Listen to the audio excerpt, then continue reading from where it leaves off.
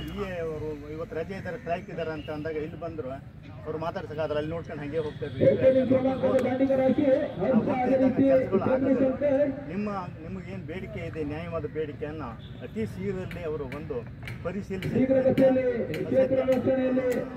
ಮಾಡಿ ಇದು ನ್ಯಾಯವಾಗಿದೆ ಕೋರಿಕೆ ಅಂತ ಆದಾಗ ಅತಿ ಶೀಘ್ರದಲ್ಲಿ ಅವರು ಇಚ್ಛಾಶಕ್ತಿಯನ್ನು ಪ್ರದರ್ಶಿಸಬೇಕು.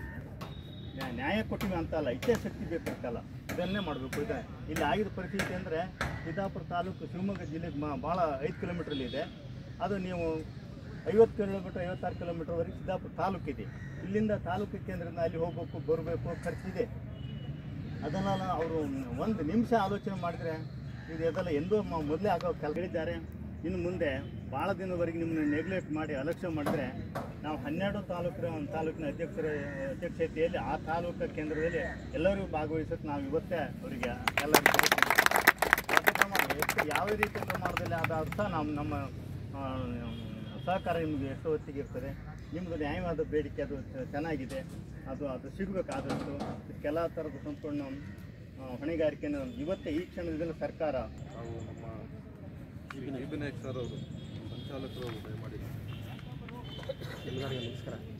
ನಾವು ಹೆಚ್ಚಿಗೆ ಮಾತಾಡಲಿಕ್ಕೆ ಇಷ್ಟಪಡ್ತೀವಿ. ಯಾಕಂದರೆ ನಾವು ತಾಲೂಕು ಜಿಲ್ಲಾ ಮಟ್ಟದಲ್ಲೇ ಸಂಘಟನೆಯನ್ನು ಮಾಡಿದಾಗ ಜಿಲ್ಲೆಯಲ್ಲಿ ಕಾರ್ಯಕ್ರಮಗಳನ್ನು ಸಂಘಟನೆ ಮಾಡಿ ಮತ್ತು ಆ ದಿಸೆಯಲ್ಲಿ ಸಂಚಾಲನೆ ಕೊಡಲಿಕ್ಕೆ ನನ್ನ ಕೆಲಸ ಏನು. ಆದರೆ ನೀವು ಇವತ್ತು ಈ ಒಂದು ಕಾರ್ಯಕ್ರಮವನ್ನು ಹಾಕೊಂಡಿದ್ದೀರಿ, ನಿಮ್ಮ ಅಳುವು ಏನಿದೆ ಅದು ಸರ್ಕಾರಕ್ಕೆ ಆಗಾದರೂ ನೀವು ಸೂಚನೆಯನ್ನು ಕೊಟ್ಟಿದ್ದೀರಾ. ಸೊ ಆ ದಿವಸ ಸರ್ ಈ ಕಡೆ ಬರೋದು ಸರ್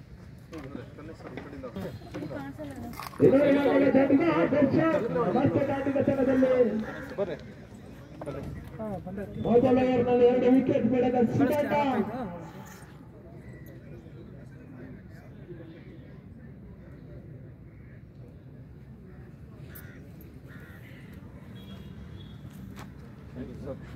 ಆಗಲಿ.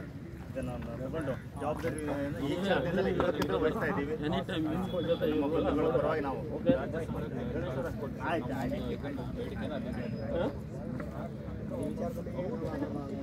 ಹೌದು ಸರ್.